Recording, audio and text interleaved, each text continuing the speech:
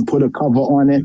But those works there, though mine didn't have internet and all the social media information going to and fro, you know, Daniel prophecy as we have today, they was so right and accurate. Those works for a lot of things, and now there's a new set of historians that have come forward, not from us as Rastafari so much, but out in the world that present a different narrative. I hear you. So, okay, well, my lord, thanks for coming in there now.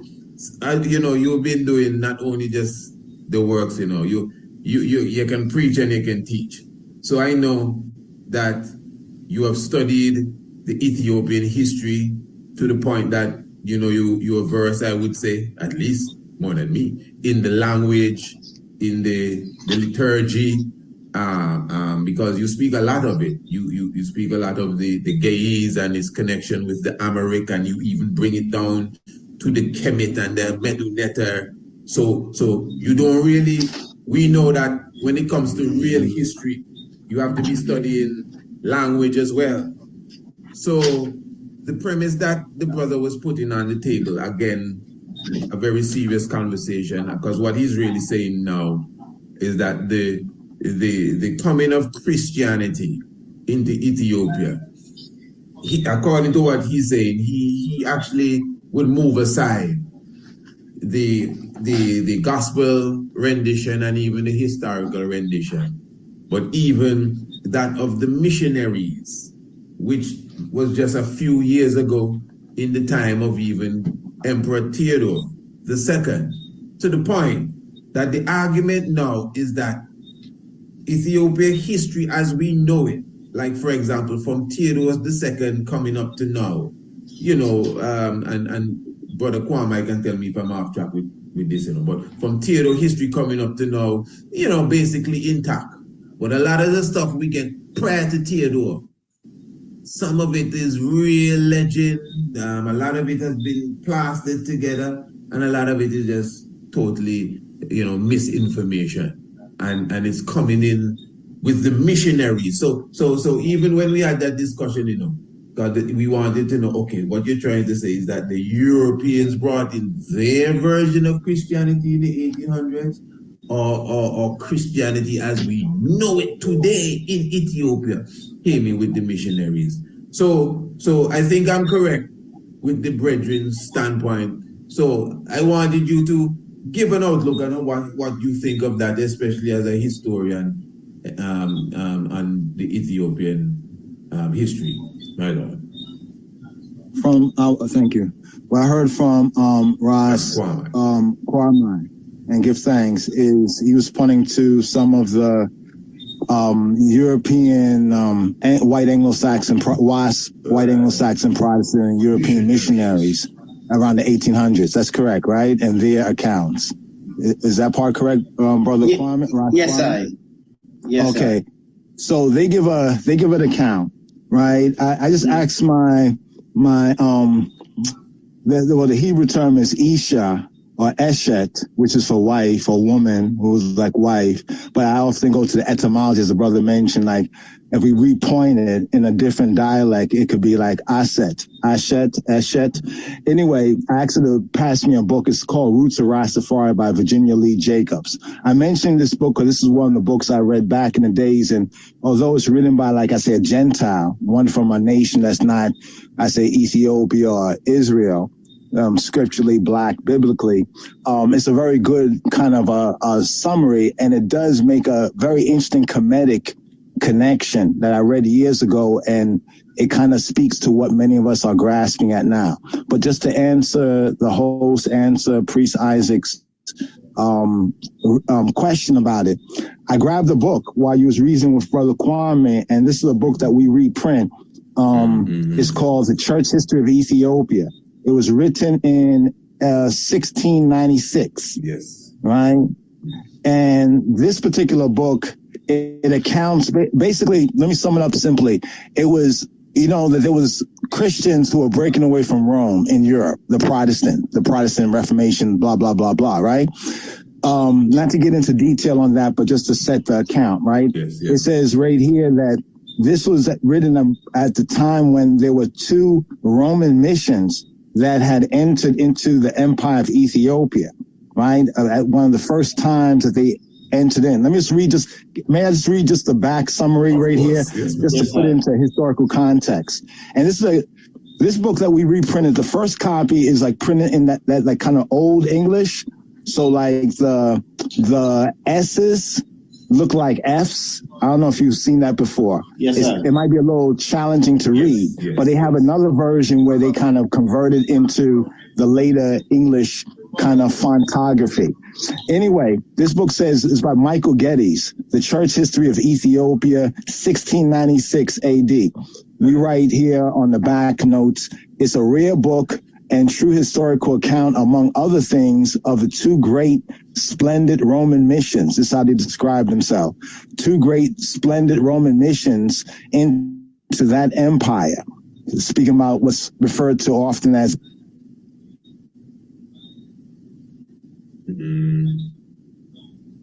that's why I think Razadanes, you're there. Okay, yes, yeah, I'm here. Yeah, you just went over like 5 seconds. The two great Roman Empire and something of the sort. Oh, yeah, okay. This is speaking about the two great splendid Roman missions into that empire being placed in their true light. There are many narratives and stories of both the church history of Ethiopia, past and present, true and false. Huh? What were you listening? You listening? Oh. Can you hear me now? Yeah, you're good. Yeah, she's right. Okay, the host says I'm good. There's a moment, but you're good now. You're perfect now. Okay. So it says that there's many stories and narratives of the church history of Ethiopia, past and present, true and false, that have been circulated and given credence to for better and for worse. However, this book here, it testifies to, and here we quote, a church that was never at any time under the papal yoke. I want to make once clear. This is going back to 1696 and is drawing on Ethiopian documents, their own documents, through the Protestants who were rebelling against the Romans. And they said, wait, we're Protestants, but we find there's this old church, the Ethiopian church, that keeps Sabbath and all these things that Bible talk about, that was never at any time under papal yoke. Right. In other words, it was never under the yoke of Rome. Now, I point out this particular book because this is going to time prior to some of the later Protestant missionaries that went into various parts of Africa as front groups for the enslavers and the colonizers. Many of them didn't do this like with intention. Some probably did, but a lot of them truly believed the gospel and civilizing the heathen, whatever they was talking about, running around Africa. But they were ones who gave the colonizers like information because they could get into the villages, so forth and so on. But what they found that Ethiopia was a whole different set of circumstances vis-a-vis white people's Christianity. I have to emphasize this because this now leads us back to the legends that you mentioned, such as the Ethiopian official. I say official as the translation of Haile Selassie word sound goes about, no doubt you recall reading in Acts of the Apostles of the Ethiopian official. Okay. That caught my attention. I said, why did Godamawi Ngusa Nagast, His Imperial Majesty, Godamawi Ngusa Nagast, why did he say Ethiopian official and not eunuch? In my linguistic... You're coming in again now, man, don't worry. I think it may be some kind of, you're with technology, it seems to have a rhythm to it. Yeah, he break out. He's still there, he's not off the grid at all. He's right there. I'm sure he's Isha. All right, let me see something. How does it sound now? You're good, you're perfect. I think it's some sort of rhythm. You know how it is with technology, when it is every 3 minutes or something, it gives you that 10 seconds blank. I don't know why. Oh, okay, so the point I was trying to make about official. Yes. Haile Selassie refers to the Ethiopian that's called the eunuch as an official. Yes, we got that good, eh? We got you real. The official. I point to this is because the term Now, this might be, how can I simplify this? This term eunuch, when we think of a eunuch, there's a lot of thoughts. This is not a eunuch debate or whatever, but we should have that discussion because the term eunuch in more African civilizations and more, Eastern and African civilizations, like I'll say Black civilizations, often did not intend anything sexually deviant. Okay. It just meant that either one was born that way, either one was made that way by someone else, or as the Christ says in the translation, it makes himself a eunuch. You can cut off certain things. Like you can eat, but you can cut off eating until you're like one who doesn't eat. You can cut off activities that one is doing. But Haile Selassie refers to him as official because the eunuch is a mistranslation. In other words, eunuch. I know you don't want to make it a eunuch debate, but just for my curiosity, you think it may be a monk? Huh? You think he may be a monk and just eunuch is a symbolic way of saying it? Since you said cut off things. Okay, here's the interesting thing. Yes, the term in the Amharic and the Hebrew Bibles, right, often for eunuch, right? You remember in the story, they tell us of Joseph, and when Joseph was in Egypt, allegedly, and he had a master, and his master's wife was pushing up on him. You remember that? The term that it describes the Egyptian Potiphar as Saris is elsewhere translated as eunuch, but in some places translated as official. So here's my question. If he's a eunuch in the way people think that Potiphar was a eunuch, how did he have a wife? You know what I'm saying? So the term eunuch is not always, some things get lost in translation. So when His Majesty said the Ethiopian official, that this eunuch status was that he was an official, not that he was a eunuch as though there was something wrong with his gender, as people commonly believe. I say this because of now researching the linguistics and recognizing that some things in European translation, though he translated a lot of things, he also inserted some of his ignorance, bias. In some cases, a lot of things he gets from the Europeans.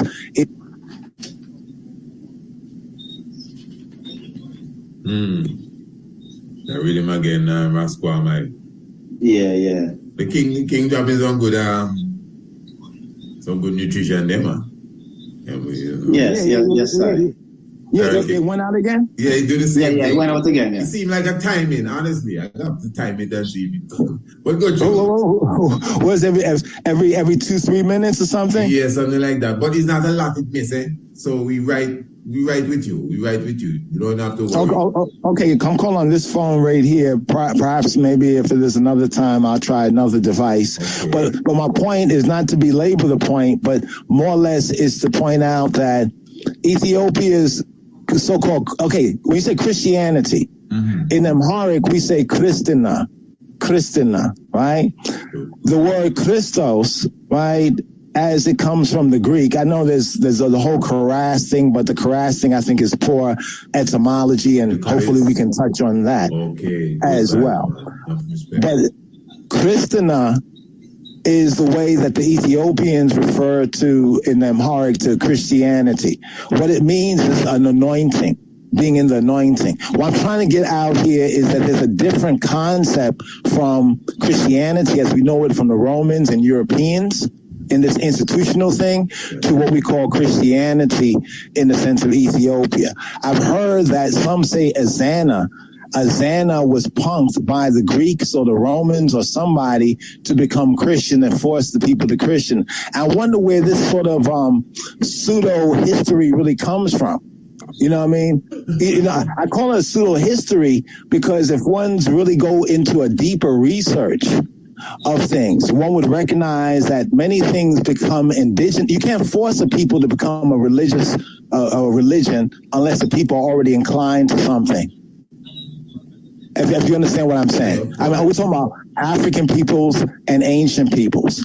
So when Ezana, a so-called story of Ezana becoming the first Christian or becoming, what did he actually do?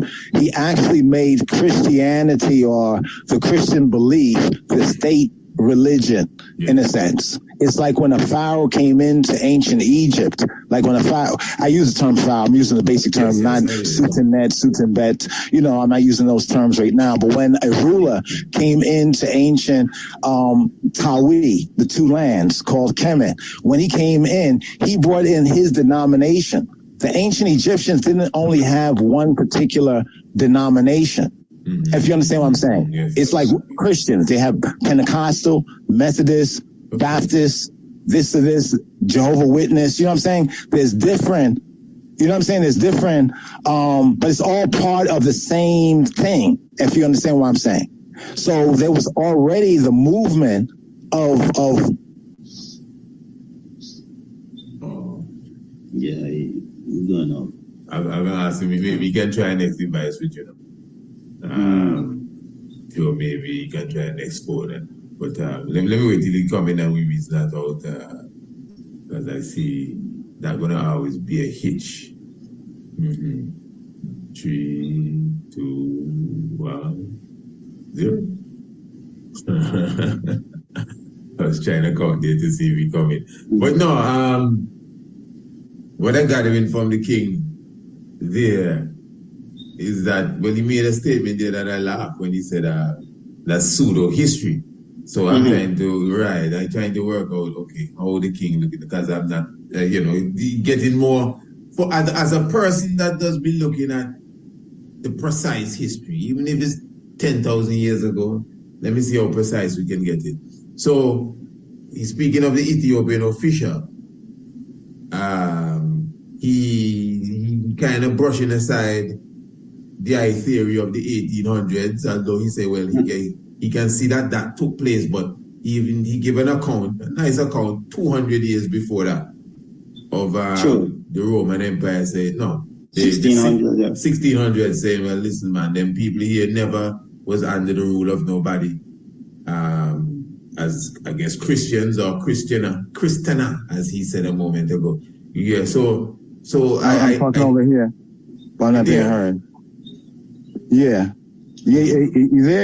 Are you hearing? I hear you, but that gap was much longer now. I was saying, maybe if you do have another device, maybe you could try that one and see what happens. Yeah. I'm about to go to this other device right now, and I'm gonna call on that because I hear some. You don't even have to come. You could try it and make sure you come on and then come off of this, and don't really okay. Let me. Because what I was saying, you can do that and listen while because what I was just telling Rasquama, and I would like to hear what I'm getting the impression that it is a very deep conversation, I mean, in fact, the only reason it's really continuing, is because the brethren them always find the next chapter to go into, really. And tonight it's kind of gone back to a summary as if we start over again, but it's good. It's good because now, before we even go into the monarchy and Emperor Theodosius and all of these things, because I would have some simple questions which I had before, like who would have been Lalibela, and what about when Dawit and Philadases and these Ethiopian kings, if that's the right pronunciation, ran out the Jesuits and these ones. But even before we go there, I was saying, brother. Yeah, go ahead. No, I'm calling in. I don't know if you have to accept the call. I'm calling in on another device. Yeah, it should be. I don't know if you can see it. I'm not seeing it showing up yet. Maybe it will soon show up. Okay. I don't know. Like, how's this working? Is this working through the phone or through the net? Whatever link. Is this working through the phone? The link that you got to come in with this same one here. All you have to do is, well, you see, I didn't send it to you directly. The Honorable Empress would have sent it to you, but however she would have sent it to you, if you could just duplicate it on the next device and just I have it on the next device. I have it. I'm calling in. I went through all the prompts, and it says waiting for the answer. It says waiting for the answer. I'm not seeing it showing up. Okay, tell you what. Let me. Okay, you know what? I'm going to exit. I'll call in. Okay, X me out of that. And then just I'll call him. Call again and let's see what happens. All right. Okay, good. All right, bam. Oh, he dropped out there. I saw him coming in there. Okay, here it is. All right. Okay, brother. I think I have you there. All right. I'm in. All right. So what I was saying now, I'm getting the impression that you're more, from your perspective, you are more leaning to the account given in Acts, more so than even the historical account of Ezana, even though ones would argue that you have that's one of the points that even Uncle Madrid was giving, that Ezana, you have the coins where we have archaeological evidence that there was a time when the coin had on the crescent moon and the sun, and then after the conversion you had the cross come in.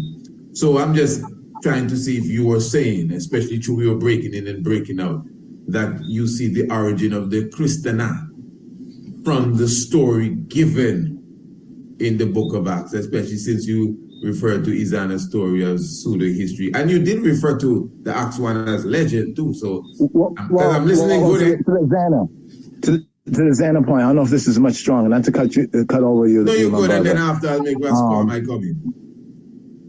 To the Ezana story, because one was cutting in and out, I could hear the item talking to each other, and even my wife was saying that it couldn't be heard. I think she's listening in the Queen's chamber, you know? Yes. So here, Ezana, the part I said about pseudo-history is that Ezana was forced by some Romans or Greeks, that he was forced. I've heard certain mind reason.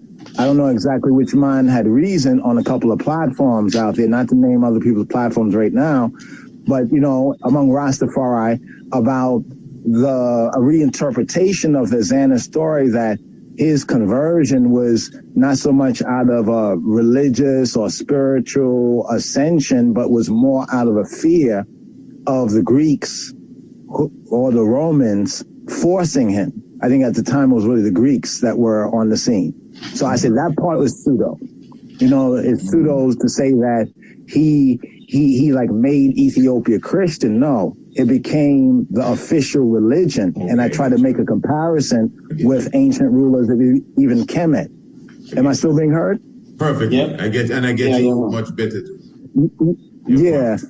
Of ancient Kemet, that when a ruler came in, if he worshipped the Trinity that was in this nome or that nome, the different precincts or different districts, that's where those priests would be his officiating priests, and the state will be under that, we could say, denomination. So in the same sense, there were people who had different faiths, and there were people who already were of what we could say is the Christian or the Christiana faith there, but it was not Ezana and his household. It's like Joshua in the Bible says, for me and my household, we will worship Yahweh Elohim, the Elohim of Israel. You know what I'm saying? Mm-hmm. But y'all can do whatever y'all want to do. Right. But in this case, it was the people. Like there was already there was not.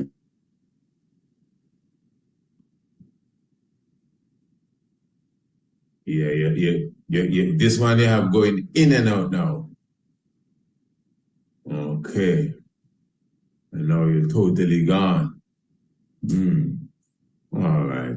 Yeah, family, you got to forgive us for these inconveniences here at times. Very nice discussion. Give thanks for Rastafari Sabbatical with us, which is the man Ras Adonis. Yes, Raskwamai, what do you have to say about all of that? Let me make the eye come in. You have to go and pick up somewhere. There's a lot has been said. The king actually drop out there. Yeah, he drop out this time. Yeah. Yes, I'm back in on. Yeah. Not you. I say he actually he's not there. Oh, okay. I'm saying pick up something and just put it on your, because a lot has been said. Yeah. So you have to get there's a lot have been said. Well, when I look at the history that speak of the Christianity in Ethiopia, and they had like the 16th century and so on, and they had temples and so on. Okay, let's go back to the early 4th century, to the time of Arius, and the argument that he was making just before the commencement of the first conference. Yes, I. Yeah, you're there. I hear a little squeaking in the background. I don't know if it's the radio or... Yeah. I could hear it kind of coming through, kind of sharp on our end. But you sounding good, you know. You personally sounding good. You can hear me? You can hear me? You hear me good besides that? I hear you good. When I hear me? I hear you perfect, you know, King. You still hear him? Perfect. Go on, Dan. No, it stopped now. Okay. Yeah, but go through. So as me say now, Areas. Going back to the early 4th century and Arius, and just before the approaching first conference of Nicaea, Mm-hmm. right? You had a split within the communities. Yes. Over the icon of Serapis, right? A lot of historians would say that Ethiopia was a part of that, the monosyphic group that hold that icon Serapis was more or less just had a spiritual nature and not a human nature, because it wasn't a human. As I do not believe in a physical Jesus Christ. Mm-hmm. So from that perspective, Ethiopia may have had some form of a monosyphic tradition, culture grooming and blooming in it. But when you talk about Christianity, in addition to the New Testament that really solidify Christianity, you see, the New Testament to I is a 16th century document produced by the Desiderius Erasmus, as I've said a countless of times before. And the various books that the formulation or the formula that it comes with, Matthew, Mark, Luke, and so on, is just a new document. So when you talk, if you're going to talk about Christianity with that, you know, to me that's tradition entering into Ethiopia before, you know, Desiderius Erasmus. To Ayman, that is tradition. So when I look at the Church Mission Society after, you know, Europe have come of age and, you know, started to preach the gospel into different places, to Ayman, this is the gospel that they have formulated with the Matthew, Mark, Luke, and John, and so on, and brought into the various countries across Africa and other places. I see that's the time that, you know, that these doctrines and so on started to seep into Ethiopia. Other than that, is just traditions to Ayman. You think, just a quick question, you feel it's a hard blow?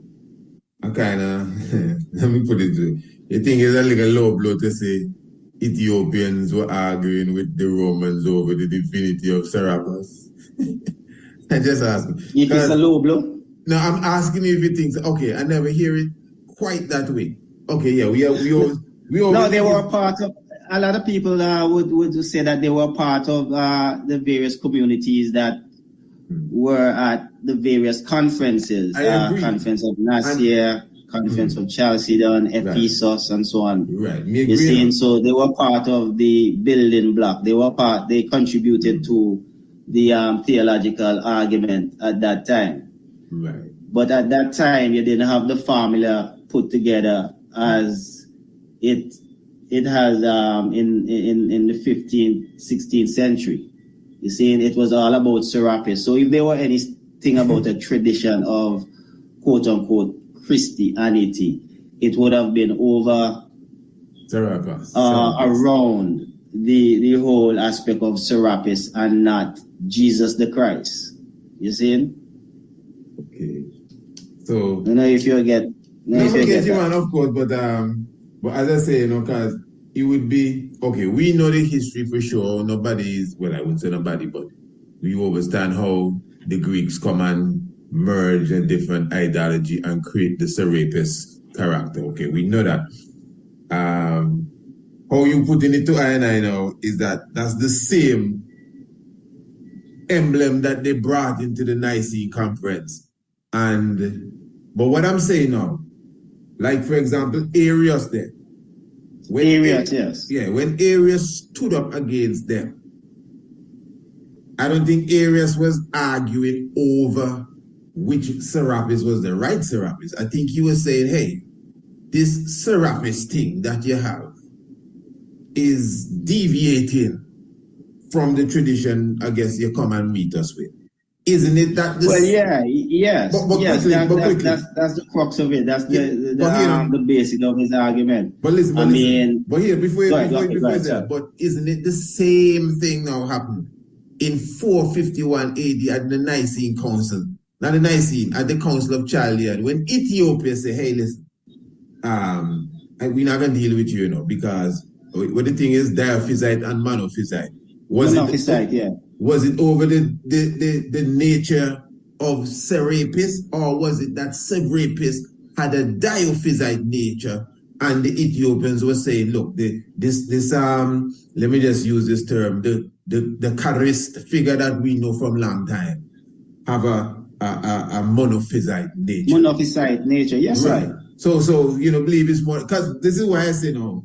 If a Rastaman here say, boy, the Ethiopians and the Europeans at the Nicene Council was reasoning over, the concept of Serapis. So one might say, what?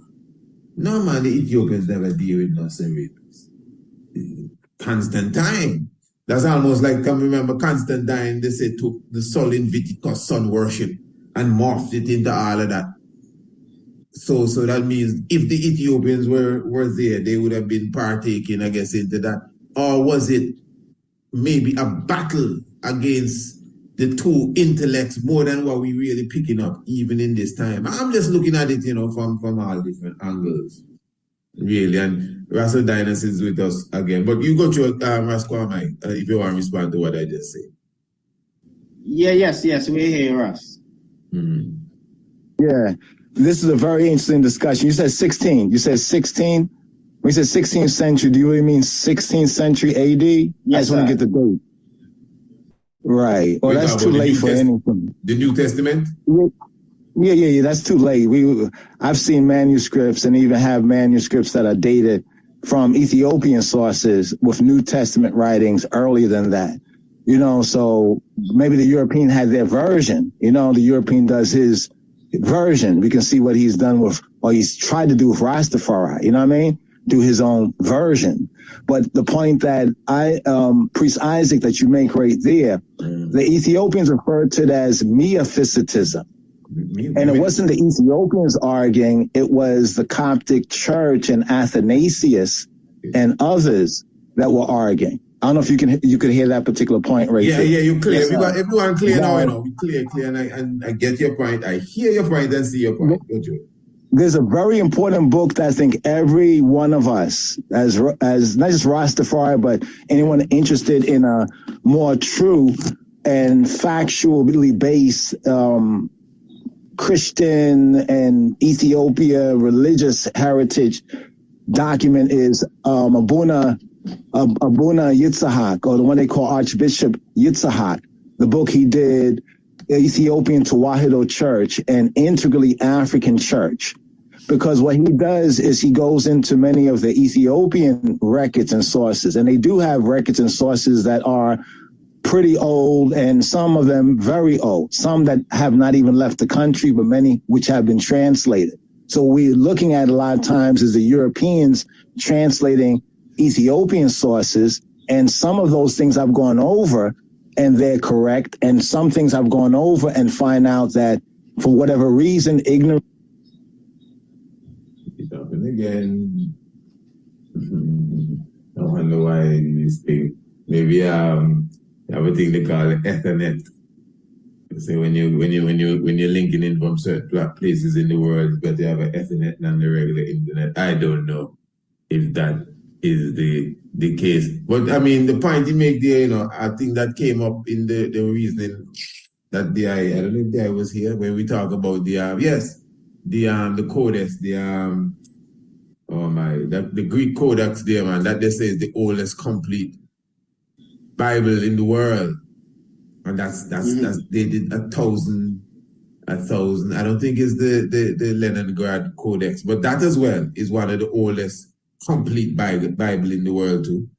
I think it's the Sinaiticus. Yes. And that as well, that's about, I think that's a long time. And more than 1600 AD. Not Babylon don't lie and so, but I'm just showing you what history as such, what contemporary history, accepted history is telling us.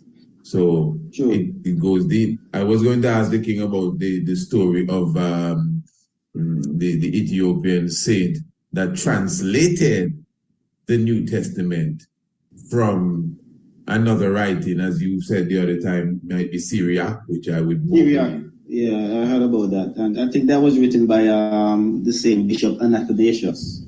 That was brought forward by him according to that history. Right. The king coming. So I believe you were hearing us. Right? I believe you were hearing us when you cut out. Yeah, no, I heard everything. I can hear when you were speaking to the audience and talking about the Ethernet. And so yeah. You're not either. So but I'm just calling on this phone. I can hear you perfectly. I can hear everything clearly. I don't know at what point. I can hear when it goes out when you read, when I hear you talk, and I can recognize all of that, what I'm saying is not being heard. Yeah. But the translation. Yeah, on the translations, there was 9 saints that came from Syria that spoke Syriac, some say Syriac, a more Eastern Semitic kind of a language, and they came into Ethiopia, right? 9 of them. They went to different parts of Ethiopia, but they also brought both the Syriac, which is more like a Aramaic linked language, as well as Septuagint.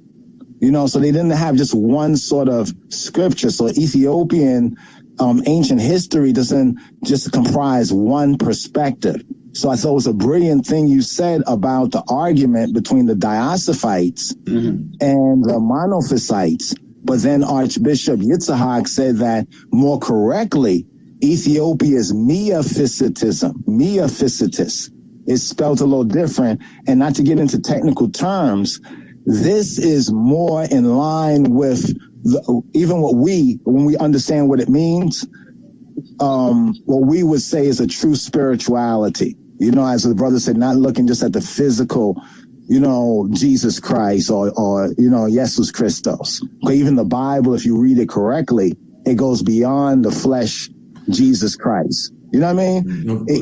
In that transcendence that, in other words, like Christ is in each of us. That's why they call them Christians. Definitely. You know what I mean? At Antioch, because when they met a Christian, it's like I and I. Many Rastaman used to say, Rasta, where's your God? I learned this from the elder. When they ask that about where's Haile, he's an I. You have any question for Haile Selassie, you ask I. You know what I mean? So, and that's how the Christians were, the original Nazarenes. The Nazarenes were before they were called Christians by other people. But here's the thing too. When you talk about the Ethiopians went in and argued with the Romans. We have to remember there's a difference between Byzantium and Rome. I believe they've confused Constantine. There's a lot of confusion in Constantine because Ethiopians have old records concerning Constantine, and there's a difference of narrative. So I'm forced to say, is the Ethiopians lying and the Romans correct? You know what I mean? Or are the Ethiopians telling the truth and the Romans lying? I don't know if I can still be heard right there. Yeah. Well, I don't know if the I and them really, it got what I was saying when I put forward that the Ethiopians and them was a part of the argument. They was a part of the theological discussion. You know what I'm saying? Because when you look from the first conference of Nicaea all the way up to Chalcedon and past that, you can see that there's a progression. There's an evolution in theology based on Serapis the Christ. So, of course, the various countries that were a part of Byzantium or Constantinople, they had their own view and perspective on the matter. So Ethiopia was a part of that theological discussion. You see what I'm saying? Okay. No, I agree with you. But was not a major, more of the Coptic Church and Athanasius group took the lead, you could say, in the actual discussions. But what Ethiopia did is that Ethiopia, because it was isolated from even Egypt up in the north, it formed its own, you could say, ideas.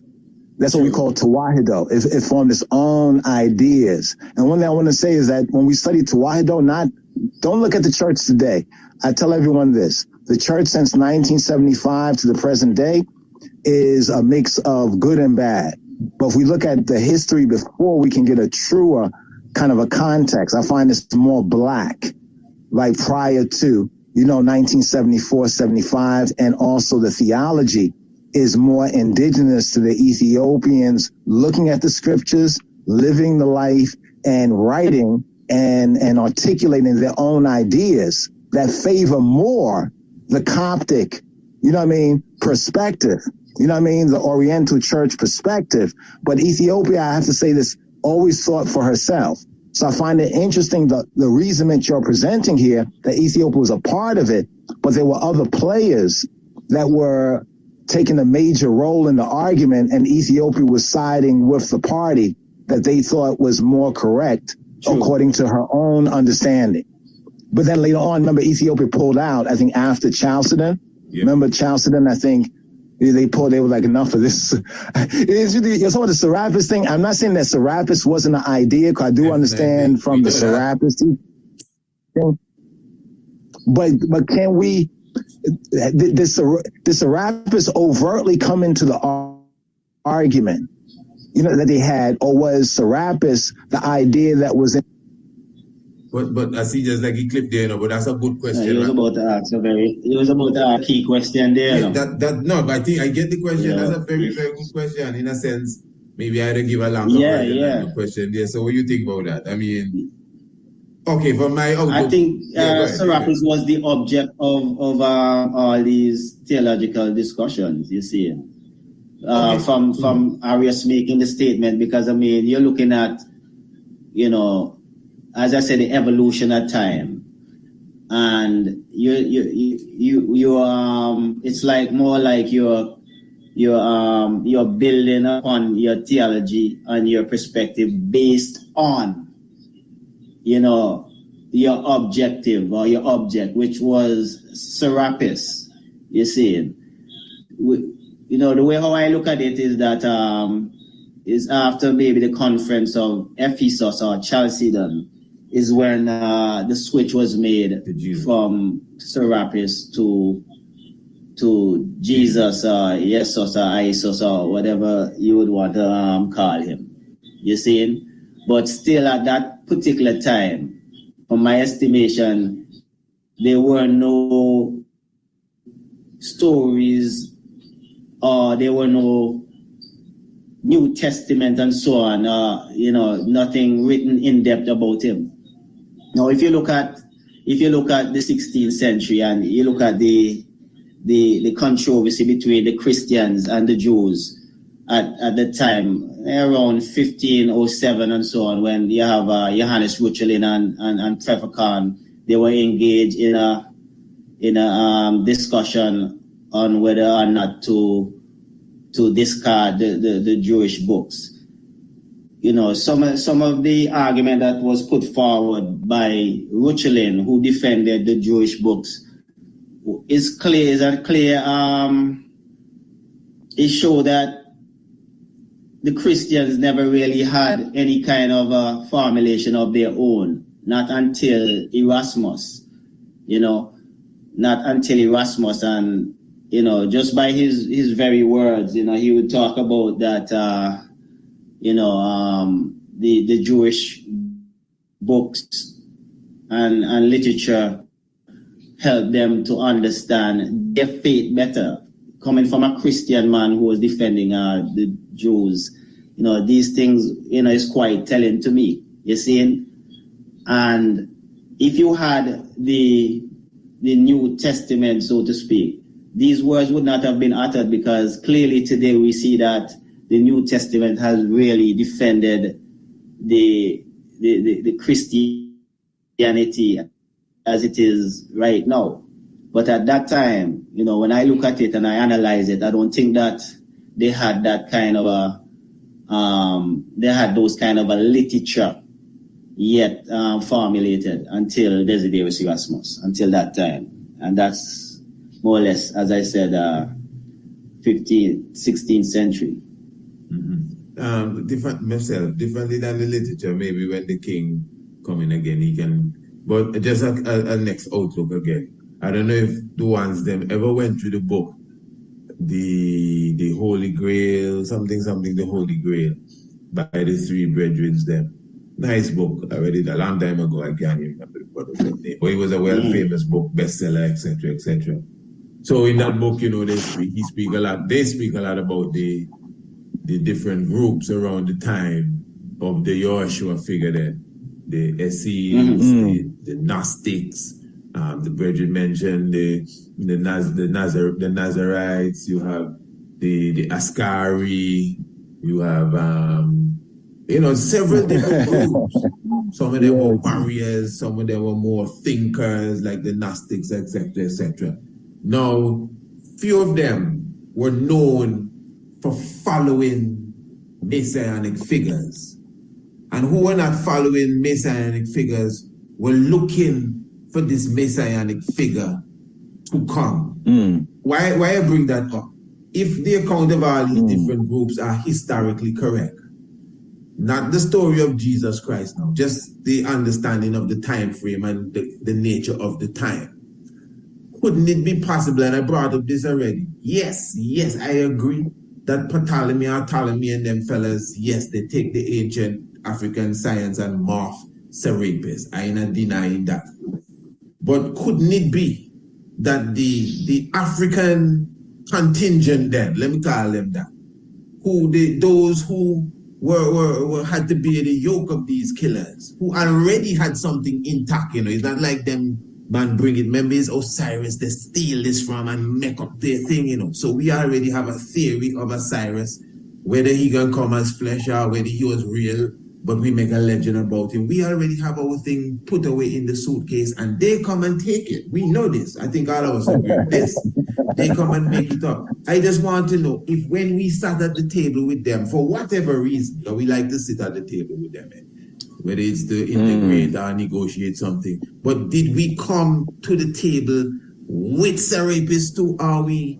That's why I said, we're known for having warriors that, look to a Messiah figure. Maybe not how we have it today, like what a Messiah is, but a revolutionary leader. From my study of history, that was very strong in that time.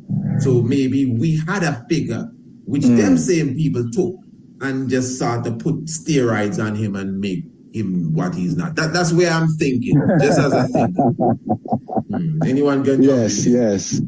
Interesting. Hey, can you hear? Yeah, you're good. I hear you good. I know you're just yes. Yeah, man. We got to work this out. But it's interesting. I just think all the same. Now, the Serapis idea, like, there's a few things I heard that I like to, a good point that Ross Kwame, that the I made, I got to just re-listen to that point, the point that the I made right there, about how, like Erasmus was operating out of where? Where's Erasmus operating out of? Because it's almost like, parallel dimensions, they talk about parallel dimensions, that there exist parallel dimensions. You heard about that? Yes, of course. And it's like a parallel dimension in this whole Christianity thing, right? That the Ethiopians were like in one